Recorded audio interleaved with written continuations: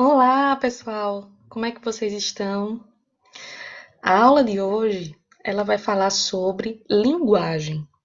Vamos estar dividindo essa aula em alguns vídeos para que a gente possa estar compreendendo melhor esse processo cognitivo, esse processo neuropsicológico que tem bases neurobiológicas. Então, é muito importante estudarmos sobre a linguagem porque ela é a base da comunicação.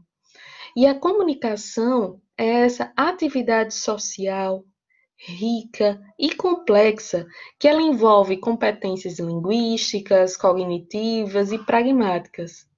Tá? Então, em relação a essa questão linguística, a gente tem a linguagem, que corresponde a esse sistema de sinais simbólicos utilizado por uma pessoa para se comunicar com outras. Então, aqui eu trouxe um conceito sobre a linguagem que diz o seguinte: que linguagem é um exemplo de função cortical superior e seu desenvolvimento se sustenta, por um lado, em uma estrutura anatomofuncional geneticamente determinada e, por outro, em um ambiente verbal que depende, né, em um estímulo verbal que depende do ambiente. E aqui eu gostaria de frisar essa questão do depende do ambiente, porque por mais que tenhamos uma estrutura cerebral, localizações específicas para o desenvolvimento da linguagem, a gente só consegue desenvolvê-la a partir da interação com outra pessoa. A gente só consegue falar, a gente só consegue se expressar porque tivemos ou temos esse estímulo por parte de alguém, tá? Então, eu queria também, nesse contexto, o seguinte para vocês. A linguagem, ela não pode ser atribuída inteiramente nem a uma estrutura, né, inata, e nem a aprendizagem. Qualquer criança, qualquer indivíduo, ele vai adquirir qualquer tipo de linguagem a que for exposto, tá? Mas a aprendizagem, ela não vai acontecer sem que exista algum mecanismo inato que a realize, certo? Então, existe, né, ou é possível isso acontecer porque envolve bases biológicas que dependem de aspectos neuroanatômicos e que têm funcionalidade a partir desse funcionamento fisiológico, né?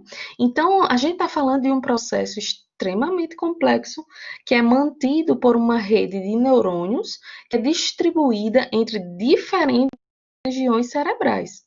Então, quanto ao estímulo do ambiente, tem até uma história interessante que crianças, né, foram encontradas em florestas, e aí foi verificada que elas não desenvolveram a linguagem humana, né? Elas tiveram que sobreviver na floresta e, por causa disso, né, desenvolveram uma linguagem parecida com a dos lobos, né? E aí outro exemplo que acontece em relação à importância do estímulo do ambiente, né?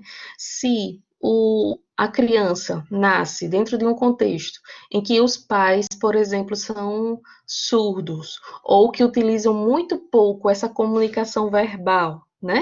Ou que possui pouco estímulo mesmo. Essas crianças, elas não vão ter esse estímulo e vão ter realmente um comprometimento no desenvolvimento dessa linguagem, tá? Então, é muito importante que a criança, no seu processo do desenvolvimento, ela possa estar recebendo o estímulo adequado para desenvolver, né, a sua linguagem, tá? Então, eu queria também deixar aqui frisado que, em relação ao sistema nervoso, o processo do desenvolvimento neurológico, ele vai acompanhando esse desenvolvimento infantil, tá? Então, a partir dos dias, né, da faixa etária, da criança que for evoluindo, vai se amadurecendo essas questões neurológicas.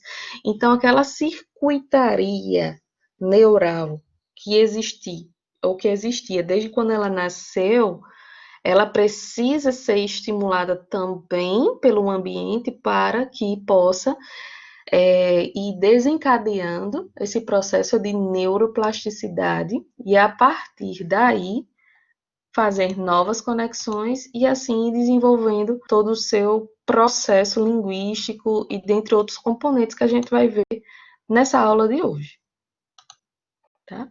Então, como eu acredito que vocês já puderam perceber, a linguagem, para ela ser eficaz, ela depende e interage com diversos processos. Aqui eu coloquei só alguns, né?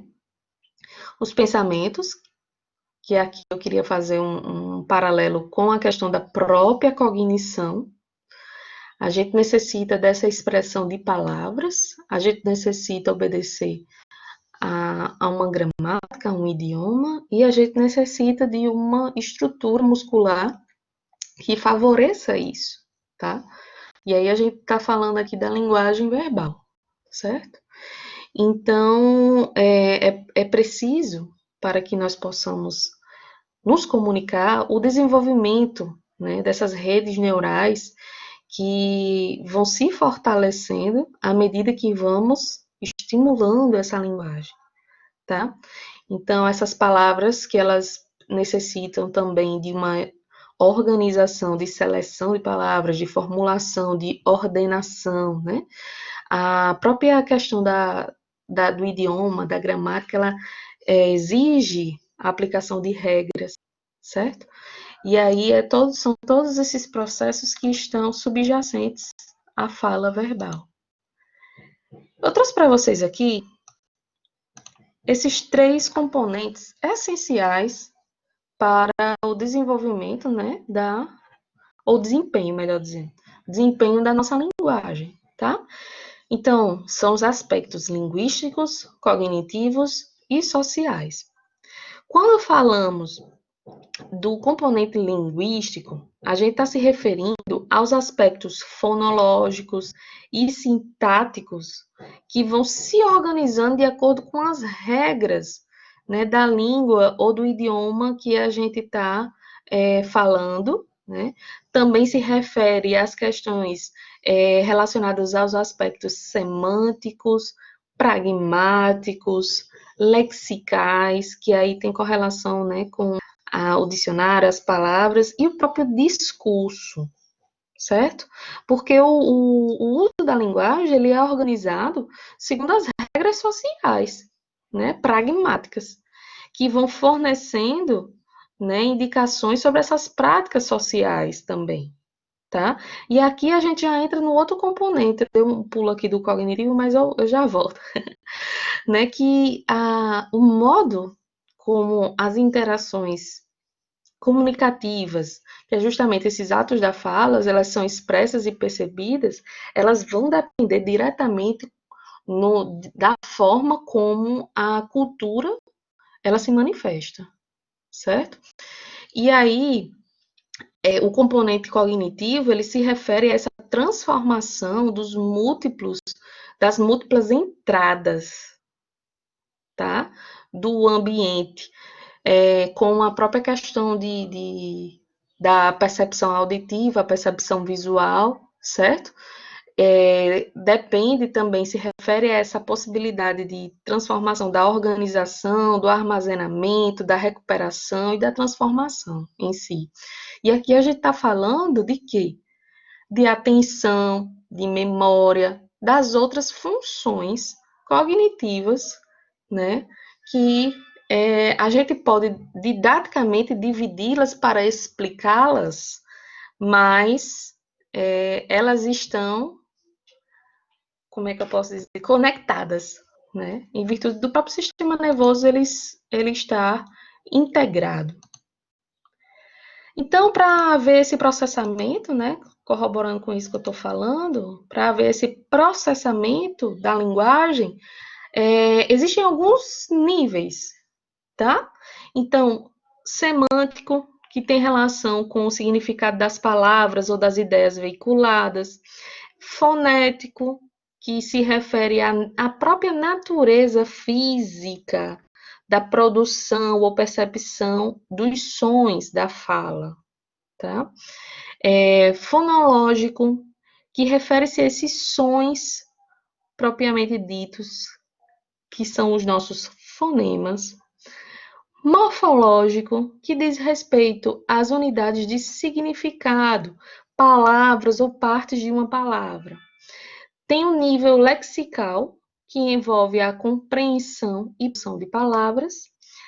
Léxico, né? A palavra que agora enrolei, mas léxico, quer dizer, refere-se a esse conjunto de palavras em uma dada língua, né? Um repertório linguístico de uma pessoa.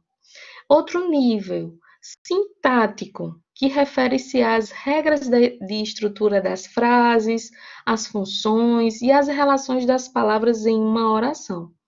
Pragmático, compreende ou se refere a esse modo como a linguagem é usada e interpretada, considerando as características do falante e do ouvinte, bem como os efeitos de variáveis situacionais e contextuais.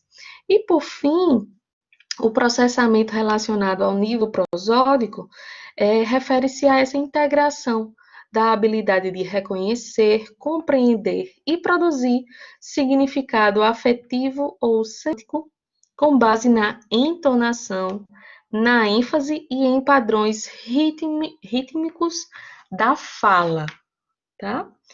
Então, eu vou terminar por aqui essa primeira parte da nossa aula sobre linguagem e na próxima aula vamos falar sobre as bases neurobiológicas e algumas áreas cerebrais que estão envolvidas em todo esse processamento, tá bom? Forte abraço para você, até a próxima aula. Tchau, tchau!